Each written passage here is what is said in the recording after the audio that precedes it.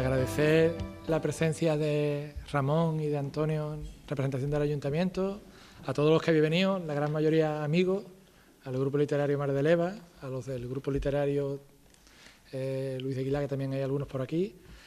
Y nada, antes de destripar un poco la novela, me he traído a dos amigos para que hablen un poco de Antonio Fernández, que hablará un poco de mí, de mi trayectoria, que me conoce desde hace muchísimos años, y a Santiago Soler, que de las personas que han hablado conmigo sobre la novela, de los que creo que se la ha empapado más, ¿no? Y quise hacer un acto literario, que es el primero de muchos que vamos a hacer a partir de ahora con la editorial, debido a que, como bien sabéis, la editorial L Ediciones es una editorial pequeñita, es de Málaga, y el esfuerzo lo tenemos que hacer entre los pocos escritores que estamos dentro de la editorial y Miguel Ángel Ferrero, que es el editor, ¿no? Vamos a empezar a una sesión de charla coloquio, que hoy empieza aquí en Sanlúcar, que el 6 de mayo estoy en Cádiz, en la Asociación de la Prensa, con un historiador, que es Santiago Moreno. Luego iré a Algeciras, haré en la Fundación Caballero Bonal, estaré en Rota, luego estaré en Sevilla, y la idea es seguir intentando que la novela llegue a más gente, a más personas, y sobre todo ir preparando lo que puede ser ya una segunda novela que ya está terminada y que seguramente, si Dios quiere y tenemos un poco de suerte, queremos publicar en este otoño. Yo creo que antes de seguir yo hablando de la novela, que tomen la palabra tanto Antonio como Santiago, ¿vale? Muchas gracias. Bueno, buenas tardes. En primer lugar, Rafa, quiero darte las gracias públicamente porque te hayas acordado de mí para estar presente en este momento tan importante para ti. Todo momento en la vida de Rafa, especialmente en este apartado literario, es importante, y no por muy grande que sea el evento, es más importante que otro, como el que hoy nos ocupa. La corona de San Esteban, aquella ilusión que durante mucho tiempo fue tu aliento y tu desvelo, nació bajo el cariño que siempre le supiste dar como padre, y hoy se nos hace mayor de edad, convirtiéndose en tangible realidad. Hablar de Rafael Sado Hernández es hablar de alguien que siempre se ha sentido escritor y que ha tenido la vocación por la literatura desde antes de darle forma a su primer relato siendo muy joven. Un relato que, a pesar de ser el primero, le valió su primera distinción en aquellos tiempos en los que Rafa aún coqueteaba con los estudios secundarios. He escuchado alguna vez, no recuerdo dónde, que uno es de los que es de donde se siente y de los que, sobre todo, sienten. Rafael Sado Hernández, más conocido como Rafa, así le gusta que le llamemos los que nos honramos con ser su amigo, desconfían de los que le llaman Rafael. Siempre fue escritor, porque siempre se ha sentido como tal, como escritor. Después llegaron sus primeros devaneos en el mundo del carnaval, un mundo que le permitió seguir dando rienda suelta a su vocación, que aún era subtrama en su vida.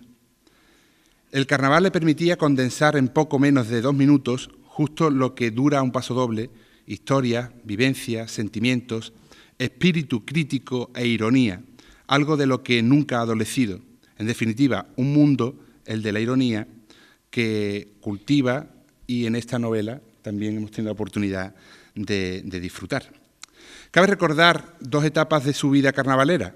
Una primera que allá por el año 1986 le lleva a conseguir, con una agrupación que él firmaba, llamada Miseria, pues conseguir un hito para el carnaval sanluqueño, conseguir entrar en la fase semifinal del Gran Teatro Falla por primera vez en la historia. Y otra segunda, en la que, de la mano de su inseparable hijo Rafi, pues se convertía también en una de las grandes agrupaciones que ha tenido el carnaval sanluqueño de su puño y letra. Después llegaría su matriculación y sus estudios de guión en la Escuela de Cine de Puerto Real, porque para Rafa la escritura siempre tuvo esa forma especial de entender la vida y que le permite imaginar y levantar universos exclusivos en los que sentirse dueño de los actos y voluntades de sus personajes.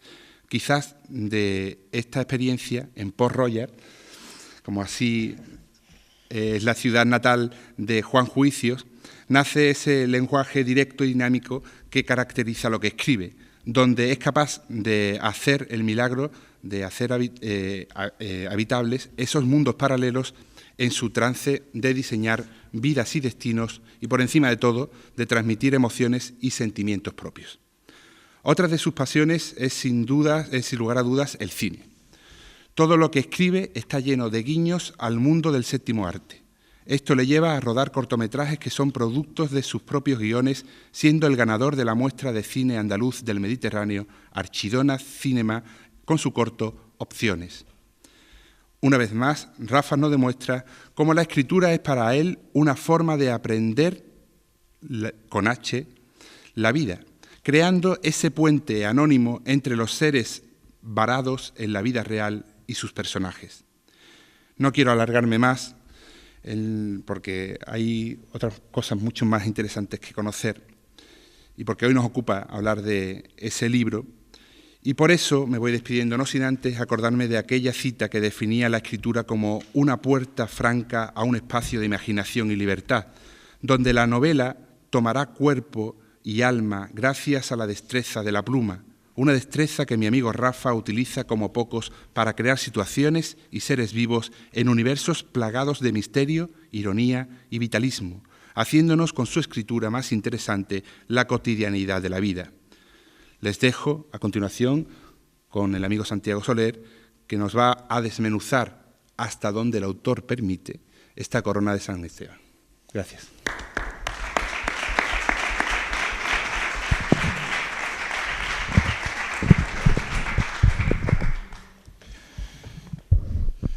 Buenas tardes a todos, buenas tardes y gracias, Rafa. Es una frase muy hecha, pero gracias cuando me llamaste, te acordaste de mí, y gracias por brindarme la posibilidad de estar aquí contigo, con ustedes. A mí me apasionó el libro desde que lo tuve en mis manos, desde que comencé a leerlo. Me encanta mucho esa temática, y lo que voy a intentaros un poco es daros mi impresión de lo que supuso para mí esa lectura. Noviembre de 2013, hace poco más de 3 días, como aquel que dice. Se encuentra en un apartamento un total de 13.000, sí digo bien, 13.000 obras de arte, pinturas, grabados, acuarelas de pintores de la talla como Cézanne, Gauguin, Rembrandt, guardados en el apartamento de un jubilado. El origen de las obras, claro en este caso. El expolio efectuado, el robo, a gran escala, por el nazismo durante la Segunda Guerra Mundial. En diciembre de 2013, en los mejores cines de toda Europa y América, un fotogénico George Clooney protagoniza una obra de cine, aunque a mi parecer no original, ahora os comentaré por qué, bajo pomposo título Monuments Men, algo así como Los hombres de los monumentos. Pues bien, mucho antes de esa fecha, nace, se crea y se escribe aquí en Sanlúcar, una obra que refleja para mí magistralmente toda la situación creada por el histórico expolio, como os digo, que la Alemania nazi ejecutó en toda Europa, en la Europa ocupada, durante la Segunda Guerra Mundial, incluso antes. Sus palabras, las palabras del autor, nos trasladan de principio a un lejano y tormentoso año 1944, donde la guerra ya se consideraba perdida para Alemania y para las fuerzas del eje, Alemania, Italia y Japón. Pocos meses antes, en ya un lejano 6 de junio, en las playas de Normandía se convirtieron en el principio del fin de uno de los tiranos más horrendos que ha conocido nuestra tierra en estos tiempos. El libro de Rafa pinta desde un principio, con trazos sencillos para mí y a la vez que realistas, la imagen de una Alemania que intentaba consumar todas las tropelías sin parangón ejecutadas en la contienda bélica más letal, más brutal de todos los tiempos, que esperemos sea la última. Trata, como digo, con soltura y conocimientos suficientes la ubicación de los asentamientos principales de los jerarcas nazis, los nombres, los cargos, las circunstancias, las insignias, describiéndolos como si de una fotografía se tratase, superreal, los empleos, los grados, los escalafones del ejército alemán, la famosa Wehrmacht, y de la guardia pretoriana del Führer, de Hitler, la SS, columna vertebral del régimen nazi y de toda la horrenda historia que rodeará su existencia. Como ejemplo, nos dice el autor, Goering compartía con el Führer un codicioso entusiasmo por el arte. En cambio, el temor por lo esotérico de Adolf Hitler no tenía nada que ver con la actitud cínica y agnóstica del mariscal germano. Hitler, Goering, Goering, Hitler, dos monstruos unidos por una afición visceral común, el arte, por distintas circunstancias, por distintas causas, pero unidos por la misma pasión. Históricas también son las peleas y encontronazos entre el dictador, entre Hitler y su sucesor, su delfín, Goering, en esta materia, en el arte, para ver quién se apropiaba antes de las obras de más valor histórico y, por supuesto, económico. Goering acaparaba para sí, para su esperpéntico y enfermizo ego, una mansión, Karenhall, muy cerca de Berlín, también citada en el libro. Hitler, en cambio, para la recreación de un egocéntrico museo que se construiría en la alemana ciudad de Linz, como imagen de la raza aria, descartando por ello exponer en el mismo obras del llamado, para él, para el nazismo, arte degenerado. Por ejemplo, por poneros el caso, las tendencias cubistas. Increíble también, a mi parecer, cuando el autor relata el accidente de avión, ya en los cielos de España, que transportaba la justificación y motivo principal de la obra, nuestra corona. La parte final del ala cedió a la fuerza centrífuga, seguida de una nube de fuego y humo. En un instante falló toda la estructura, no dio tiempo a reaccionar. Cuando se quisieron dar cuenta, el ala de babor había desaparecido por completo en pleno vuelo. Por último, el Junker Ju-52-3M cayó a una velocidad espeluznante, estrellándose contra un sotobosque de jaras y sabinas. Formidable también el retrato del ejército de España de por guerra, de la Central de Inteligencia, actual CNI, del mismísimo dictador Francisco Franco y también, cómo no, de la forma de actuar en la política del mismo. Y en este momento de la obra aparecen nuevamente organismos perfectamente encuadrados en la historia y en la realidad también. El Departamento de Monumentos, Bellas Artes y Archivos, en la parte anglosajona americana, y la llamada Brigada de Trofeos en la Rusia soviética. En Alemania también, la Bildenden Kunst, como digo, todos organismos reales. Y hago un pequeño inciso para indicar que, siendo justos a la verdad y a la historia, no solamente robaron o expoliaron los alemanes, sino también los americanos y, como no, también el ejército ruso. Botín de guerra. Pero no solamente la obra nos describe toda la historia de las obras de arte robadas, sino que también nos marca, con pinceladas firmes y muy gráficas, el horrendo crimen que marcó la Segunda Guerra Mundial, el Holocausto, el genocidio judío. Hitler, impasible, da la palabra a su mariscal Goering en la obra y le dice: el general Edmund Bessenmayer tendrá el siguiente cometido: sagar a 500.000 judíos de Hungría y llevarlos a los campos de trabajo. ¿De qué tiempo dispongo para hacerlo?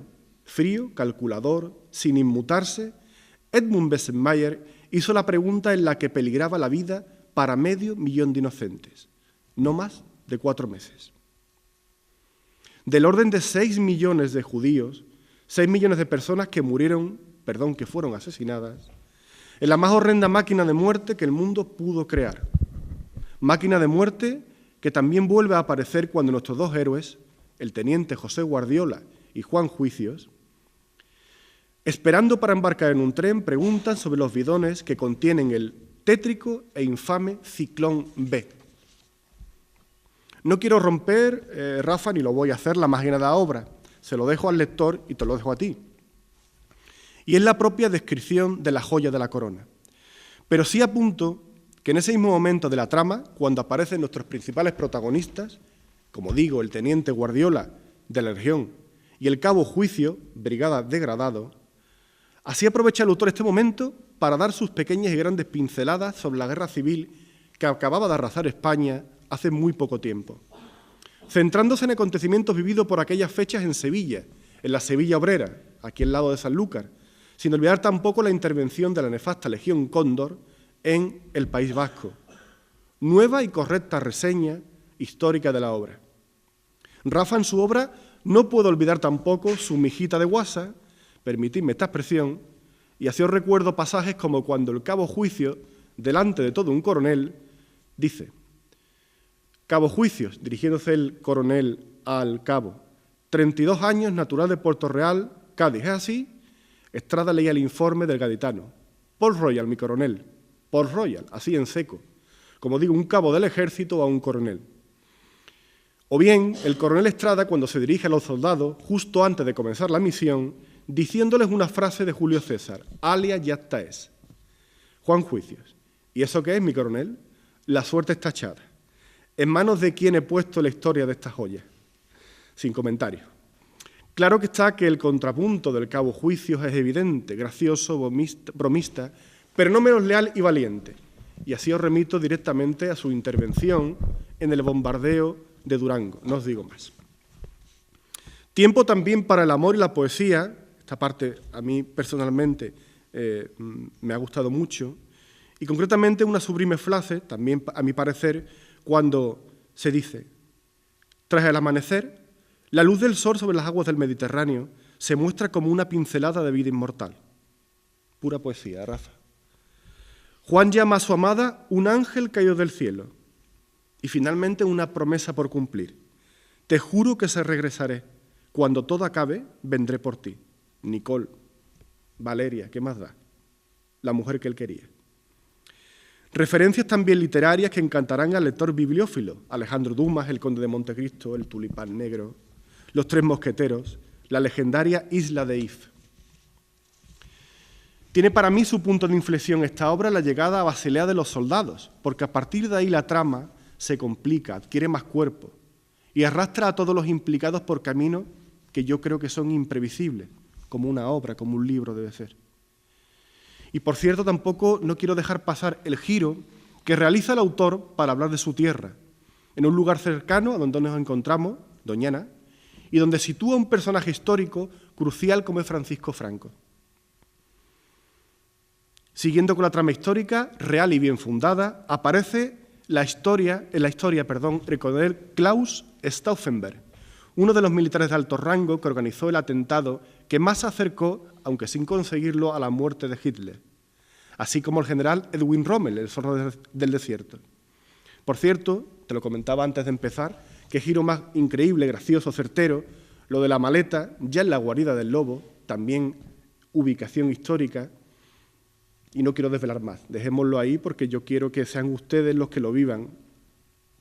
Yo no quiero profundizar más en el libro, yo quiero dejar a todos la oportunidad, a los que no lo han leído, de que lo lean, quiero que se abra este debate, y solamente porque habrá personas de que no lo han hecho, y quiero que abran, desvelen, que devoréis el libro, porque es lo principal y, a mi parecer, de verdad, una gran historia os espera. Gracias.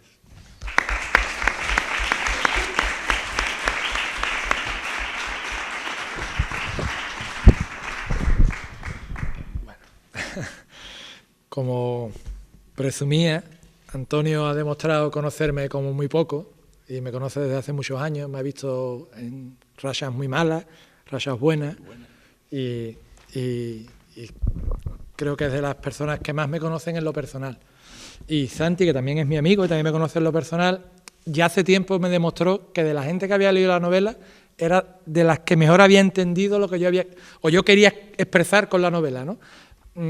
La frase que se ha guardado, que no ha comentado, de cuando están bombardeando Durango, la voy a decir yo, y es verdad, porque fue, yo creo, de los guiños más chirigoteros que tiene la novela, para mí. Es cuando están bombardeando Durango, que estaba al lado de Guernica, lo bombardean los alemanes, imaginaros, y el discurso de los alemanes es que tenemos que bombardear 2 iglesias porque hay que matar a los republicanos, ¿no? A los rojos que estén en el País Vasco, ¿no? Y si hay que bombardear 2 iglesias, la respuesta de mi protagonista es: ¿cómo va a haber comunistas dentro de una iglesia, por favor? O sea, si queréis matar a comunistas, de hecho mataron más de 20 monjas y unos cuantos párrocos, y, o sea, es real aquel bombardeo, o sea. Ahora os voy a explicar un poco cómo nace la novela, antes de que habléis algunos, que creo que algunos me habéis visto por la calle y en mi puesto de trabajo de Los Ángeles y me han querido preguntar cosas, y a mí me da un montón de apuro porque este creo que es el foro donde debemos, sobre todo Cari, que Cari creo que querrá preguntarme cosas. Quiero explicar un poco cómo nace esta novela, ¿no? Tenéis que entender que, como bien ha dicho Antonio, yo antes de escribir Carnaval, que es de lo que se me conoce en San Lucas, por escribir carnaval. La gran mayoría de las personas que unen a Rafa Zadó con letras es con chirigotas o comparsas, y es verdad, he pasado casi toda mi vida escribiendo carnaval, de lo cual me parece alucinante, he aprendido muchísimo y es algo que seguiré haciendo, escuchando carnaval, porque va conmigo, ¿sabes? Es algo que va conmigo. Pero antes de escribir carnaval, yo, gracias a un profesor que tenía, que se llama Virgilio López Hernández, hubo un examen en octavo, en aquella EGB, donde había que hacer un resumen sobre la Celestina. Yo no estudié para ese examen, pero tenía una vaga idea de lo que era la Celestina y hice un trabajo, creo que bastante digno, y me aprobó y se dio cuenta de que yo tenía dotes para escribir, porque estaba muy claro que no había estudiado, o sea, que me había creado otra Celestina con 4 pinceladas de la Celestina, ¿no? Él se empeñó en que yo tenía que leer más y yo no era mucho de leer, y en esta novela hago muchos guiños a los primeros libros que leí, de ahí Alejandro Dumas. Él me empezó a enseñar libros que eran fáciles de leer. Tenéis que pensar que yo tenía en aquel entonces 13, 14 años y empecé a leer Los Tres Mosqueteros, todo lo que Dumas hizo, ¿no? Leí mucho también de Mark Twain, novelas que se digerían muy bien, que entraban muy bien, muy fácil, El Conde de Montecristo. Entonces, él me decía que debía de intentarlo con relatos cortos. Gané 2 premios que en aquella época eran bastante importantes en Cádiz. Uno era el Cádiz de las Letras, que lo gané en Cádiz, capital. Todavía no tenía yo ni idea de que iba a escribir carnaval. Y gané uno aquí en Sanlúcar, me acuerdo que el premio me lo dio José Luis Medina La Pieza, que se llamaba Itaca, y lo que hice fue, en aquel relato, algo que ya había hecho JJ Benítez con El Enviado, ¿no? Yo fabriqué una entrevista a un drogadicto, a un toxicómano, enganchado a la heroína, que era totalmente mentira, no existía el toxicómano.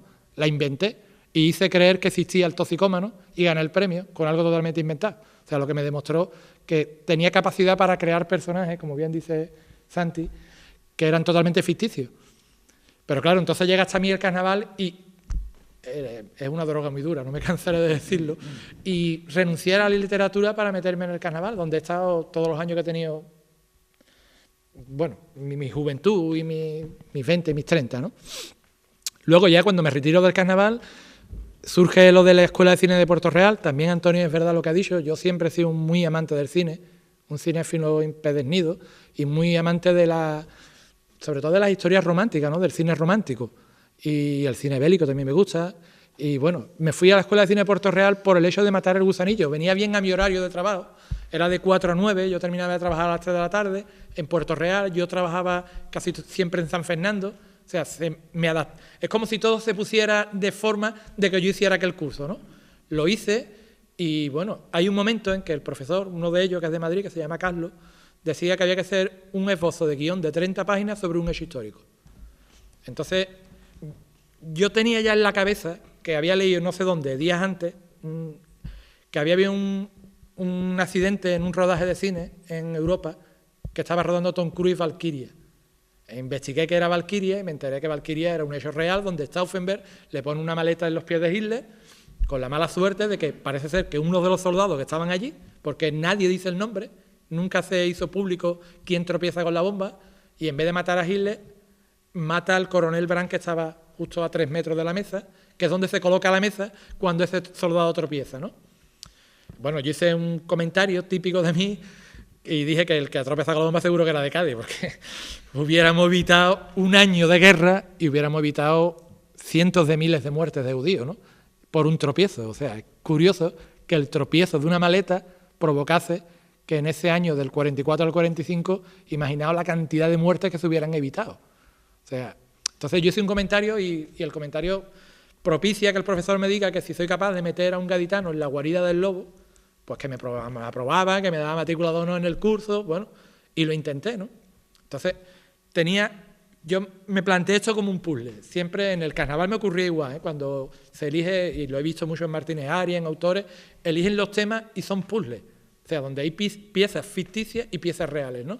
Yo aquí tenía en la Corona de San Esteban muchas bombas de Stauffenberg y tenía que buscar un elemento que hiciese que mi gaditano, que tenía que ser irónico y simpático, llegase desde España hasta Alemania y estuviese aquel día, el 20 de julio, con Hitler para colocar la bomba, ¿no? para que tropezara con ella, por supuesto. Entonces, lo primero que hice fue buscar obras de arte, no sé por qué me dio por ahí. Y claro, cuando empieza es como una madeja de hilo de la que tiras del hilo y el ovillo nunca se acaba, ¿no? Y empecé a ver todo lo que ha visto Arafanti, ¿no? Que es de verdad un mundo donde tanto los aliados como los nazis como los rusos expoliaron Europa entera. A Francia, o sea, se llevaron todo lo que había en Francia. Francia, y no hablemos de la Europa del Este, ¿no? Hungría, Polonia, expoliaron todo lo que había allí de obras de arte, ¿no? Entonces, te daban más juego esas historias. Y es verdad que inicialmente busqué una obra de pintura porque me di cuenta que Alois Miel, que era un marchante de arte, le habían retenido 17 cuadros en el puerto de Bilbao. Todo esto que os cuento es real. En el puerto de Bilbao se detienen 17 cuadros y Franco se quiere quedar con los cuadros.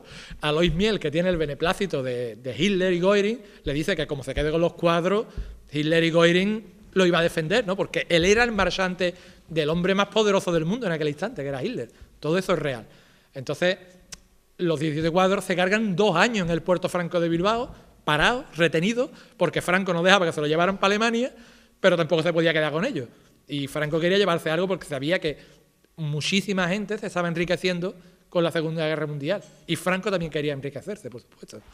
Entonces, esa era mi primera vía, pero curiosamente llega hasta mí la corona de San Esteban y me doy cuenta que se pierde en el 44, año clave para mi historia, y que la devuelven los americanos en el 77. Indagué lo que no os podían imaginar, o sea, pasaba horas y horas, y Rafi es testigo que está aquí, yo he pasado horas y horas en un ordenador intentando hablar con blogs y con grupos de gente que están ambientados en la Segunda Guerra Mundial, haciendo preguntas y preguntas a españoles que estaban en Hungría, a húngaros que estaban en España, a ver si alguien sabía algo de qué había ocurrido con la corona del 44 al 77. Y nadie sabe nada, o sea, nadie sabe cómo la corona realmente sale de Hungría. Había 2 versiones, una que era de que la llevaban unos soldados alemanes y los americanos los detienen y le quitan la corona, la versión que estaba ahí, pero que nadie la daba como cierta. Había otra versión que era que los caballeros, en aquel entonces los que querían regentar Hungría una vez que acabara la Segunda Guerra Mundial, era la corona de ellos, es la insignia de su bandera, está en el Parlamento de Hungría. El elemento más visitado en Hungría es la corona de San Esteban. No hay ni ciudad, ni puente, ni obra pictórica, ni museo, nada es más visitado en Hungría que la corona de San Esteban. O sea, que la habían quitado allí, se la habían dado a los americanos con la idea de que los americanos después los pusieran otra vez a ellos en el gobierno y no los rusos. O sea, nada estaba claro. Entonces me propiciaba crear mi pieza ficticia en el puzzle, ¿no? Y bueno, ya fue un rompecabezas, que lo que tenía que era ensamblar y montándolo, ¿no? Y bueno, creo que ha salido bien. Las 30 primeras páginas en que convertí aquel guión, aquel esbozo de guión, consigue ganar el premio en Córdoba, el MIG, la muestra itinerante de guión, con la suerte de que entre los 5 miembros de jurado hay una persona que para mí es clave en mi vida a partir de que yo empiezo a estar en aquella escuela de cine, ¿no? Que es Javier Fesser. Javier Fesser es un director de cine que ha hecho Milagros de Petinto, ha hecho Camino, Cándida, ahora se va a estrenar en noviembre Mortadelo y Filemón, que tiene 5 millones de euros de presupuesto, y este hombre, pues cuando leyó aquel esbozo de guión, dijo que esto olía bien, ¿no? Que me quitara de la cabeza hacer los cines, porque era imposible, porque no había dinero en España para rodar esto, y que sí podría ser una buena novela, e incluso intentar que alguien de otro país se interesara por la historia y demás, y así nació la novela, La Corona de San Esteban.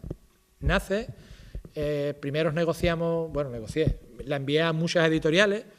Me acuerdo que cada vez que llegaba una carta de Alfaguara diciendo que había pasado a un comité de lectura, yo armaba una fiesta. Cada vez que tenía que esperar la segunda carta me llevaba 3 días sin comer, con cara larga, y también Rafi lo ha sufrido en sus carnes. Y dejaba de ver el Madrid, dejaba de ver el baloncesto, y dejaba de ver Cádiz, dejaba de escuchar Carnaval, y sufría todo eso, ¿no? Es verdad que pasó 3 comités de lectura en Alfaguara, La Corona de San Esteban. En el 4º fue desestimada. Entonces bajé el listón, llegué hasta una editorial canaria que se llamaba Baile Sol, la cual se interesó. ¿Y cuál es mi suerte? Que en ese intervalo de que sí que no, apareció una editorial malagueña que se llamaba Aladena, que iba a ser absorbida por agapea.com, que sacaba Elia Ediciones, ¿no? Y fue la que la publicó y la que ha hecho que esté en Madrid, que esté en Sevilla, que hoy está aquí con vosotros y que siga escribiendo, por supuesto, ¿no? Yo la novela la describo como un guión de cine convertido en novela, una novela totalmente de aventura, divertida, que, como bien ha dicho Santi, no podía dejar escapar tampoco contar el tema del holocausto nazi, que ha sido la parte más difícil de escribir para mí, lo más duro, lo más... Había momentos que tenía que dejar de escribir porque es muy difícil escribir sobre lo que pasó en Hungría, como en Polonia, como en cualquiera de los campos de exterminio, ¿no? Y no quería que la novela fuera por ahí, quería que la novela fuera divertida. Yo quería que cuando terminaran de leer la novela hubiera una sonrisa, hubiera un... Hostia, está bien escrita, es divertida, me lo paso bien, ¿no? Era lo que quería, el ritmo, algo fundamental, algo que me decía Fecer, has conseguido en 30 páginas que tu historia tenga ritmo. Ahora tienes que conseguir en 150 o 200 páginas que siga manteniendo el ritmo de que el lector no se aburra, ¿no? Espero que Beni, que la ha leído, ha sido de las últimas lectoras, espero que no se haya aburrido y se haya enganchado, y si lo he conseguido, entonces Fecer dio en el clavo y yo lo he hecho bien.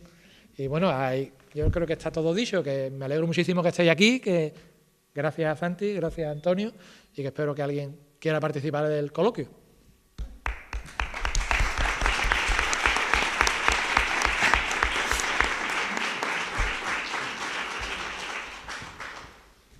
La idea de convertir la corona en guión la tiene Fecer y en su día dijo que cuando terminara el proyecto de Mortadelo me prometía intentar sacarla adelante, pero que esto en España no hay dinero. Como está hoy día el cine en España, es imposible rodar esto, decía él. Rodar esto medianamente bien es imposible hacerlo en España.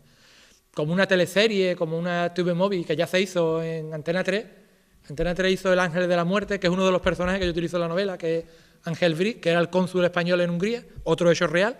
El cónsul español en Hungría sacó un montón de judíos de Hungría, falsificando documentación, a riesgo de que hubiese tenido un problema grave con Hitler, porque Franco, aunque España es neutral en la Segunda Guerra Mundial, Franco estaba abasteciendo a Hitler de hierro y de pirita, o sea, del material que utilizaba para el armamento, salían de las minas españolas, a cambio de que los alemanes abastecieran a los españoles de comida que daba en las cartillas tan conocidas de racionamiento, ¿no? O sea, Hitler nos dio comida durante la Segunda Guerra Mundial. Hitler enviaba comida a España, eso es real.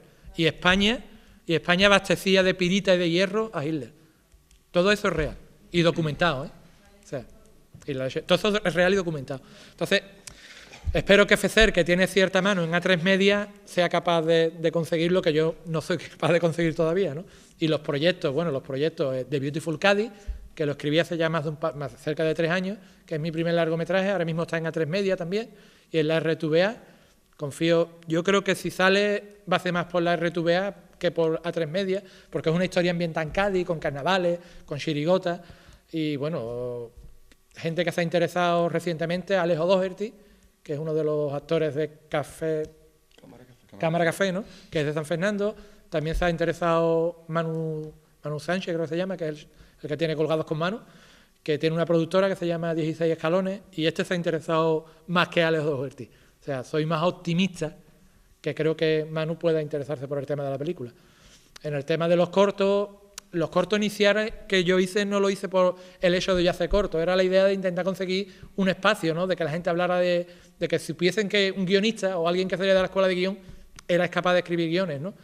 Y bueno, es verdad lo que ha dicho Antonio, gané en octubre del año pasado el premio de la RTVA a la creación audiovisual con opciones.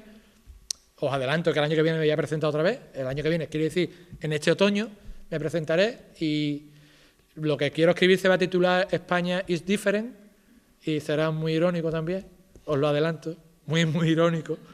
Y España es diferente, seguro. España, yo lo tengo más que seguro, que España es diferente. Y nada, y bueno, hay una segunda novela ya escrita también, os adelanto hasta el título. El efecto Parot, espero que la editorial que lo publique respete el título, y está ambientado en el tema de las liberaciones de los presos etarras, un tema bastante espinoso y delicado, y espero que no se me adelante nadie. Y bueno, hay editoriales importantes. La editorial Elia está haciendo la función de agente literario y está negociando con las editoriales, y Algaida o Planeta están ya leyendo mi borrador. Eso no quiere decir que se publique, pero es cierto que lo están leyendo, y eso es real. Lo puedo decir porque es real. Y bueno, otra cosa más.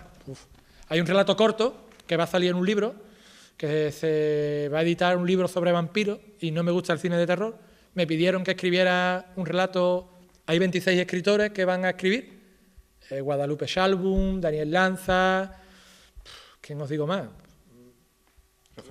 Rafael Sadó. El título del mío es el más original. Yo he leído los 26 títulos y el mío es el más original. Se llama... Modestia aparte. Modestia aparte no, que es verdad. Se titula Las vampíricas lágrimas de amor de Mike Chaleco y Rebeca de Nailon. El título de una chirigota. Y no es broma, se titula así. Es una pareja de vampiros que viven en Cádiz y tienen un laboratorio de análisis clínico. Son vampiros formales, ¿sabes? Con carrera. O sea, con carrera, exactamente. ¿Está concertado con los seguros? Hasta ahí no llego, pero bueno. Ahí está. El mostrador lo tienen para adentro para que los rayos solares de Cádiz no lo quemen. Y se van a Cádiz porque la sangre de los gaditanos es distinta a la de cualquiera. O sea, no hay una sangre mejor que la de los gaditanos. No hay una sangre más irónica que la de un gaditano. Y todo esto es real, o sea, os lo digo sinceramente. Y bueno, quien lleva el tema no soy yo he escrito el relato. Yo digo, mira, yo voy a escribir lo que yo escribo, tío. Yo no escribo cosas de miedo porque yo no escribo relatos de terror. No, escribe algo divertido. Y digo, bueno, lo he escrito, lo han aceptado, se han partido de risa, aunque es divertido, pero a mí me parece más vuelvo a decir, creo que es una historia romántica, creo que es una historia de amor. Yo lo defino como una historia de amor. Lo veréis, es muy cortito, es de 3.000 palabras. Y bueno, si se publica, por supuesto que lo veréis, ¿no? Y bueno, más o menos esos son mis proyectos. Todo esto no sale en un mes. Tú me dirás, Mario, seguramente cómo escribe, dónde saca tiempo, tío, yo no te veo. Esto es un trabajo muy largo, muy largo, ¿sabes? Yo llevo peleando con The Beautiful Cádiz, y eso lo sabe Antonio, yo recuerdo estar en la casa de Antonio y Mónica decirle, chiquillo, léelo, ¿no te da pena como te lo está pidiendo? La mujer decirle a Antonio, pero léelo, ¿no te da pena como...? Y Antonio, no tengo tiempo, ¿cómo voy a leer? Es verdad eso. Y Mónica en la escalera decirle, pero ¿no te da pena como te lo está pidiendo? Léelo. Y lo leí. Y lo leyó. Y me dijo, eso es bueno, Rafa, es bueno, The Beautiful Cádiz. Y nada, Sí, por supuesto. Sí. Tengo una pregunta que venía pensándola, porque desde que leí el libro, yo como tú le pongo fotos a todo, ¿no? Sí, sí. Y yo desde el momento que leí la primera vez el boceto de esas 30 páginas famosas, sí. Le puse cara a todo el mundo, pero a Juan Juicio, después de leerlo varias veces, hay veces que me lo tomo más en serio y veo que es un tío comprometido con la causa, sí. Pero hay otras veces que pienso ¿qué personaje de los que, si mañana viene a 3 Media y te dice, oye, Rafa, vamos a hacer esta vamos a hacer mini movie, ¿no? ¿A quién ponemos de Juan Juicio? Tengo claro el nombre y la persona. O sea, los referentes son personas que conozco siempre, ¿eh? O he conocido, o alguien que he visto en una película, utilizo los referentes. ¿Y se puede saber quién es? Sí, por supuesto. Juan Juicio, la persona es Ángel Zubiela. Es el director de las comparsas de Martínez Ares y es Ángel Zubiela. O sea, esos desplantes que hace Juan Juicio, yo se lo he visto a Ángel Zubiela. O sea, Ángel Zubiela me ha llamado a mí paleto en un ensayo. Ya está aquí el paleto este aprender. O sea, es gaditano que no quiere que nadie de la provincia entre allí a llevarse lo suyo, ¿sabes? Pero muy irónicamente, ¿no? Es un tío muy irónico. Y el nombre de Juan Juicio también tiene un porqué. Estando en uno de los ensayos, una de las últimas chirigotas de los niños, yo siempre decía lo mismo, que yo me comprometía a escribir, pero no hay todas las noches a ensayar, porque a mí me gusta mucho el baloncesto y la Euroliga para mí es muy importante de ver, ¿sabes? Y Juan Olivero, que es el que de verdad me hace que yo escriba aquello, no Rafi. Rafi está allí, pero quien me obliga a mí a escribir es Juan Olivero. Y Juan Olivero se mete en un juicio de una herencia y deja de aparecer por los ensayos y cada vez que lo llamaba era, ¿es que estoy en juicio? Siempre estaba de juicio, tío. Y de ahí nace Juan Juicio, ¿no? Y digo, el día que escriba una novela le llamaré Juan Juicio a mi personaje. Y nace de ahí Juan Juicio, ¿no? Y lo de Mike Chaleco y Rebeca de Nailon, cosas mías, tío. Mike Chaleco y es por ahí, es que, como digo, ¿no? Me dicen, ¿va a escribir más carnaval? Estuve este año en semifinales con Tino Tobá y digo, sí, escribo. ¿Va a escribir? Digo, sí, pero en lo alto de la mesa, 2 nombres. De Chirigota, claro, Mazinger Z y el ataque de los robots croquetas. O sea, sería así, tío, o sea... Y si escribe una comparsa talibanes gaditanos, ellos dicen que todos vamos a robarle, ¿no? Bueno, pues son, en definitiva los gaditanos son un poco talibanes, ¿no? Por ahí, son cosas que me dan y salen así. Yo, Rafa, quería hacerle una pregunta, sí. porque tú lo has comentado antes, por ejemplo, en el tema de la corona, todo lo que tuviste que investigar, Sí. a lo mejor una vez para caer en saco roto, ¿no? Porque yo entiendo que son temas demasiado a lo mejor rebuscados, por lo menos en los ámbitos generales. Pero yo creo que es una novela muy documentada, me Sí. explico, que has tenido que pasar infinidad de horas, porque hay temas que son complejos. Sí. Oye, porque todo el mundo decimos, sí, yo conozco la Segunda Guerra Mundial, cuándo empezó, cuándo terminó, quién es Green, pero son cosas que requieren un detalle para enlazar unas con otras, que a mí me parece de verdad eso, que ha sido un trabajo aparte de la propia trama de la obra. Para mí era... Hay una persona... Claro, es que yo vuelvo a decir, yo creo que mi proceso de escritor, que ya lo soy porque tengo un libro publicado y otro ahí, o sea, es un proceso donde he aprendido mucho de mucha gente. Algo que ya hacía también con el carnaval. O sea, yo nunca me cansaré de decir que todo lo que yo puedo hacer bueno o malo, bueno, lo malo dejémoslo ahí. Todo lo bueno que yo haga en carnaval ha nacido de Martínez Ares. Yo todo lo que yo he aportado al carnaval lo he aprendido de Antonio. Todo. Cómo había que montar, cómo escribir, cómo un tema darle un giro, cómo no darle el giro. O sea, todo lo he aprendido de él. Y en literatura hay una persona para mí clave que es Félix J. Palma. Yo tuve muchas conversaciones con Félix J. Palma antes de que su mapa del tiempo rompiera.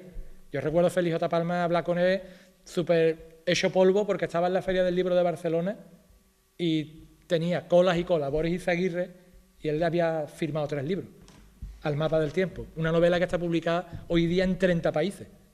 O sea, el mapa del tiempo está en Inglaterra, en Estados Unidos, en Alemania, en Japón. En Japón, en los 3 primeros meses, vendió 30.000 ejemplares.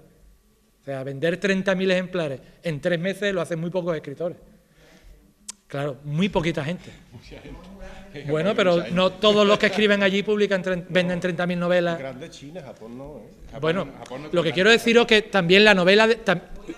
Bueno, yo le digo a él que una de las cosas que seguramente favoreció a aquel hecho es la portada. La mejor portada del mapa del tiempo es la que tiene en Japón, la que sacó en Japón. El diseñador de la portada en Japón me parece bestial. O sea, cuando hablaba con Félix insistía mucho en que escribir este tipo de novelas tenía que ser muy, ¿cómo te diría? Muy cuidadoso porque alguien no te pudiese criticar. Es que has escrito esto y esto es mentira, ¿sabes? Te tienes que asegurar mucho lo que escribes. Entonces, la documentación ha sido... Yo he pasado horas y horas leyendo y documentándome. Y todo está en los libros, ¿eh, Santi? O sea, libros, depende de qué. Aparte de libros, documentales. Yo vi infinidad de documentales de la Segunda Guerra Mundial, ¿eh? Había un programa que se llamaba Canal Historia, creo, y yo pasaba horas y horas viendo el Canal Historia y buscando películas y bajando películas de Segunda Guerra Mundial y viendo películas en el YouTube, o sea, películas que veía porque no encontraba la película o no había habido forma de conseguirla, y he visto muchos cines de la Segunda Guerra Y Mundial. otra cosa que me gusta mucho del libro, imagino que a los lectores también, es cómo metes dentro de la historia también como una especie de globos de la historia patria de aquí, ¿no? De Sí, claro. guerra civil, Sí. tratándola lo más objetivamente posible. Sí. Yo sé que es complejo, ni de un bando ni de otro. O sea, que dentro de una trama que se desarrolla en un conflicto bélico mundial, que es la Segunda Guerra Mundial, no dejando de olvidar lo que se vivió aquí. Claro. Y enlazando en algunas ocasiones, digamos, el sufrimiento que supuso la Segunda Guerra Mundial con las escenas también dramáticas de aquí, de España. Sí, sí. Sí. Eso a lo mejor va en mí, porque en la próxima novela, es decir, que ya te digo que espero que se publique, la novela, cuando hablo del tema terrorismo, hablo del efecto Parot, ¿cómo escribes tú sobre el tema terrorismo un tío desde Cádiz, ¿no? Y más con mi sentido del humor, que es difícil, ¿no? Pues te tienes que documentar muy bien y sobre todo no herir sensibilidades. Y tienes que ponerte en la piel de alguien de HB, en este caso Bildu, que es uno de los protagonistas, y en la piel de alguien que ha sido víctima del terrorismo. Y aquí era igual. Cuando yo tenía que escribir sobre Juan Juicio y darle... para mí era fundamental unir a Juan Juicio con la gente de la Legión Cóndor. Cuando los alemanes llegaron a bombardear el País Vasco, esa unión la tenía clara en la cabeza. Juan Juicio tenía que estar ahí con el protagonista alemán, ¿no? Con Ernst Koller, ¿no? Tenía que haber ahí un nexo de unión para cuando llegara él a Alemania. Y claro, te tienes que documentar, tienes que leer mucho. Y bueno, Cari. Dime. ¿Qué es lo que más me gusta de Juan Juicio? Cádiz. Cádiz. Y Ifi también. La ironía, Cari. La ironía. La ironía, para mí, o sea, hoy día la crisis como la tenemos, los problemas que tenemos, si Antonio ha dicho que mi primer logro en carnaval es en el año 86 con una comparsa que se llamaba Miseria. Si la hago ahora, gano igual. O sea, Más miseria. si la hago este año, gano igual. Y a lo mejor gano hasta más. Porque hay más, o sea, ya no, pero bueno, si no hubiese salido en aquel entonces, bueno, salió Los Miserables, Rafita apuntando, bien. Lo que quiero deciros es que cada personaje requiere lo suyo. A mí Juan Juicio me daba la oportunidad de contar el Cádiz que siempre va conmigo, ¿sabes? Cuando hablo del Cádiz no hablo de Cádiz ciudad, hablo de Cádiz provincia, hablo de Cádiz carnaval, Cádiz ironía, Cádiz sarcasmo, que también existe aquí, ¿no? Si habéis leído El Quijote, que creo que lo habéis leído, el ventero que engaña al Quijote era de las playas debajo de Guía. O sea, que el primero que timó al Quijote dijo Cervantes que era debajo de Guía. O sea, que no era ni de la Caleta ni de la Viña, era de aquí, debajo de Guía. Yo estoy muy a gusto, yo voy a seguir hablando. Cuando escribí la novela, pensé alargarla más porque Félix decía que era corta. O sea, yo tenía una duda enorme, que además la gente muy cercana a mí sabía que aquello me estaba preocupando mucho. Félix Palma me decía que era muy corta y Fecer me decía que no, que estaba bien. Y claro, eran dos opiniones para mí muy importantes, de dos personas con mucho peso, y yo me planteé alargar la novela y enlazar la historia con un hecho en Cádiz, que era la explosión de Cádiz, que tú has hablado, que ocurrió en el año 47, que creo que ha sido uno de los mejores pasodobles que yo he escrito en mi vida. Yo escribí un pasodoble a la explosión de Cádiz y creo que ha sido de las mejores letras, o por lo menos a mí personalmente de las que más me gusta. Y lo del tema del carnaval cultura, y hace mucho tiempo, muchos años, recuerdo que Rafi me habló que había probado un examen de historia con un popurrí de una chirigota de los pavos reales, de los carapapas. O sea, Rafi hizo con aquel popurrí lo que yo hice con la Celestina. O sea, habló con un popurrí la historia de España. Claro, y ahí es algo que a mí, yo qué sé, hay veces que amigos y amigas mías me dicen que tengo que ser más moderado. Intento ser más moderado, te lo prometo, pero hay veces que no puedo, a veces más fuerte que yo. En Cádiz, el carnaval está muy unido a cultura, ¿sabes? El carnaval en Cádiz, gente que tiene carreras universitarias, profesores, escriben, gente con muchísimo peso cultural en Cádiz. Yo qué sé, Juan Carlos Aragón, un autor de los más importantes, profesor de filosofía, ¿no? Y hablamos del Gómez, ¿no? El Gómez para mí es el de los más grandes autores que puede haber en Cádiz.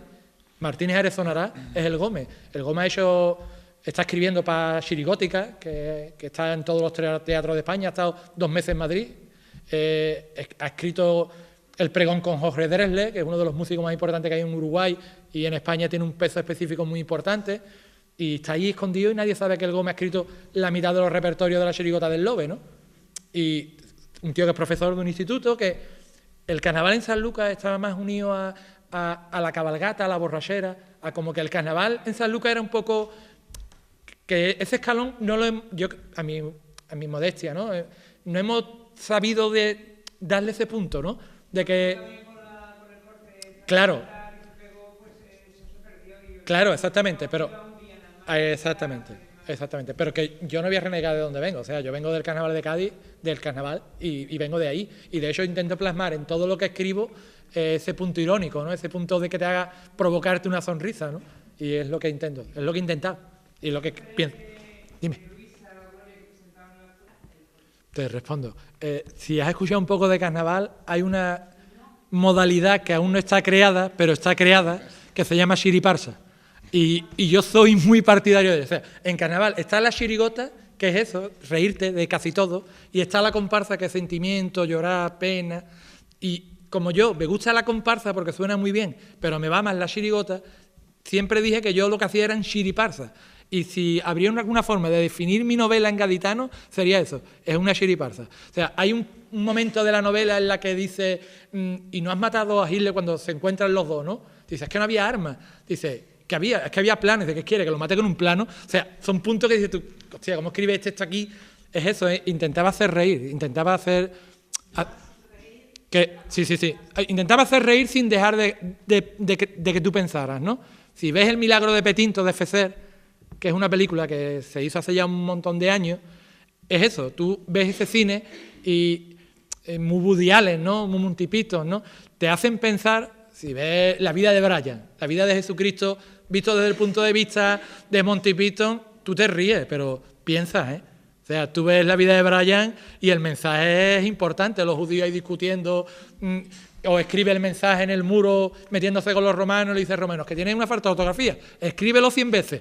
O sea, eso eso te tienes que reír, ¿no? ¿Cómo interpretas eso? O tiramos la piedra para lapidar a la mujer porque ha sido infiel al marido, ¿no? Pero tiré la piedra cuando yo lo diga. Todavía no, tiraba la piedra. Te tienes reírte de una lapidación, o sea, pero te estás riendo. O sea, esto aquí en España nos falta ese punto, ¿no? A mí, yo cuando me senté con Miguel Ángel Ferrero en Málaga para hablar de mi segunda novela, yo decía que quería hacer algo importante. Yo no quiero hacer algo... Quería jugar en las Grandes Ligas, como yo le digo a él, ¿no? Yo estoy muy orgulloso de que Elia Ediciones haya apostado por mí, pero yo quiero jugar en las Grandes Ligas. Yo quiero tener mi novela bien, como están las de escritores importantes, ¿no? Porque me veo con capacidad para competir con ellos. Y creo que tengo mi espacio, puedo tener mi espacio ahí. Y mi seña de identidad es esa, es el humor, ¿no? Y le dije que quería escribir sobre el tema ETA o el tema liberación etarra y me decía, ¿y cómo vas a meter ahí sentido del humor? Digo, ahí está el kit de la cuestión, ¿no? ¿Cómo metes sentido del humor en una temática tan delicada, ¿no? Pues yo creo que lo he logrado, creo que he metido sentido del humor.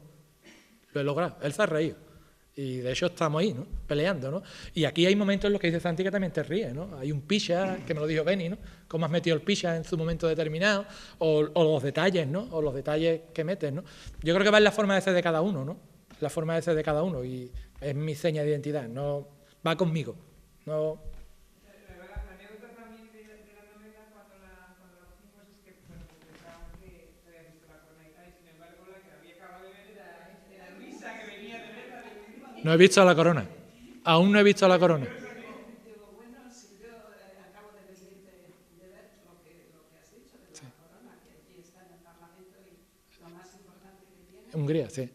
Yo ahora hay Gotama, que es una editorial de traducciones, están negociando con las editoriales húngaras y ya me han dicho, que yo cuando vas a venirte, que yo no, porque aquí yo lo digo yo, cuando vas a venirte cuando vas a venir a verla, porque este es de Barcelona, este chaval es de Barcelona y vive en Colombia y tienen allí una empresa que se dedican a traducir libros a húngaros, a polacos, sobre todo Europa del Este, ¿no? ¿Cuándo vas a venirte a verla? Y yo le he dicho que hasta que no se publique allí no quiero ir, pero cuando se publique allí iré. A lo mejor cuando sea ya muy mayor, el INCER hace un viaje a Hungría y voy, ¿no? Pero... Claro, nos vamos allí, todos los de Mar de Leva, una excursión. Vamos de excursión todos para Hungría, ¿no? Bueno, yo... Dime, Gloria.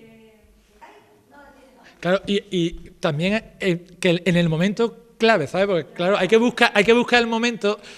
Eso está hecho adrede, o sea, tú buscas un momento de tensión donde acaba de explotar la bomba, el otro sé que ha matado a Hitler, pues imagínate tú, sabe que le va a poner una bomba, y yo estoy aquí esperando la bomba, y suena la bomba, y, hostia, pues la mata, no la mata, no, claro, ese punto de locura, ¿no? Ese punto de locura es muy Woody Allen, ¿no? Si veis, yo sé, las últimas noches de Boris Grushenko, ¿no? Woody Allen hablando cuando él era un niño. Yo era un niño y ya desde niño era un poco raro, y se ve él crucificado, un chiquillo crucificado, pues sí, era un poco raro, ¿no?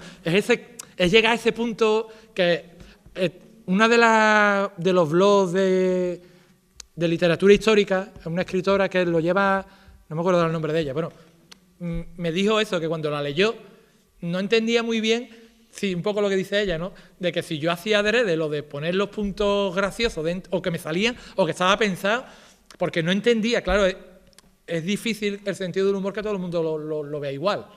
Es complicado que todo el mundo vea el sentido del humor nuestro igual, ¿no? Pero que nuestro sentido del humor, que es muy nuestro, muy de Cádiz, también existe por ahí, porque FECER lo tiene, es de Madrid y no tiene genes andaluces. Y Milagro de Petinto, si la veis, os vais a reír. Seguramente habrá quien la vea y diga, esto no hay ni por dónde coger la película. Pero yo me reí muchísimo con El Milagro de Petinto. Me parece una de las películas de culto que se han hecho en España. Y si veis Cándida, que es un personaje real, que lo veréis, esta mujer con gafas que hace comentarios de película a su forma. Si veis la película Cándida, que el guión es de Javier Fesser, también es porque toca una historia de su hijo drogadicto y demás, y esta mujer pidiendo comida en el convento con las monjas, ¿y cómo te ríes de eso? Pues te provoca una sonrisa, ¿no? Yo la he visto y la verdad que te hace sufrir, pero tiene los golpes eso de Claro, ¿será posible que me estoy riendo de una cosa? ¿Le ves el paralelismo a esa película con la novela? Pues es lo que yo quería conseguir, ese paralelismo, ¿no? Que le roba el televisor, se cuela a la tía en un barrio totalmente marginal de Madrid, donde la policía no es capaz de llegar, y le dice, no, va usted sola, y se cuela en la casa de los gitanos y dice, ¿debe usted mi televisor? Dice el otro, bueno, pero ¿cómo te voy a dar tu televisor? El televisor me dice, abre el bozo de Armando, apaga la tele, ¿no? Dice, ve como el televisor mío. O sea, eso se le ocurre a muy poquita gente. Pues eso se le ocurre a Javier Fesser. Javier Fesser, yo puedo contar anécdotas de él, de verdad. Yo estaba en mi casa en un ordenador y recuerdo reírme a carcajadas de decirme, mira que mi mujer se enfada conmigo. ¿Por qué? Dice, sí, porque le he mandado un WhatsApp. Yo no tengo WhatsApp, pero le he mandado un WhatsApp y le he dicho que estoy en el Hipercore, que si quería algo para cenar. Y me ha dicho, se me apetece algo de mar. Algo de mar. Y digo, bueno, ¿y qué pasa? Que se ha enfadado conmigo. Dice, ¿por qué no la lleva a pescado, a unas gambas? Si estuviera por aquí abajo algunas gambas. Estoy hablando yo con él, conversando por el Facebook, ¿no? Y dice, no, yo le he llevado una lata de anchoa, una de atún. O sea, si tu mujer te dice, tú tienes el Hipercore, ¿qué llevo para cenar? Llévate algo de mar. Y el tío le lleva una lata de atún, una lata de anchoa. Es que no me entiende, ¿sabes? Hombre, él le llevó algo de mar. Pero bueno, pero ella esperaría algún de pescado, dorada. Claro, eso va en la forma de ser de cada uno. Y hay gente que lo tiene y gente que no. Yo no podré escribir nunca el mapa del tiempo. No podré escribir 600 páginas. Porque me parece que es una verdadera obra de arte, el mapa del tiempo. No podré nunca escribir... Pero también sé que a Félix le va a costar provocar la risa, que yo lo hago más natural. Y cuando hablábamos los dos, él me lo decía. Tú tienes ese valor. Tú tienes el valor de que eres capaz de provocar una sonrisa y yo no. Yo tengo el valor o la cualidad de desarrollar muy bien, porque llevo mucho más tiempo escribiendo que tú, pero que todo se aprende y todo... Claro, eso, cada uno es como es. Cada uno tiene una virtud, ¿no? Cada uno es como es. Bueno, yo creo que bien. Todo bien, ¿no? Pues muchísimas gracias, de verdad que sí, muchísimas gracias.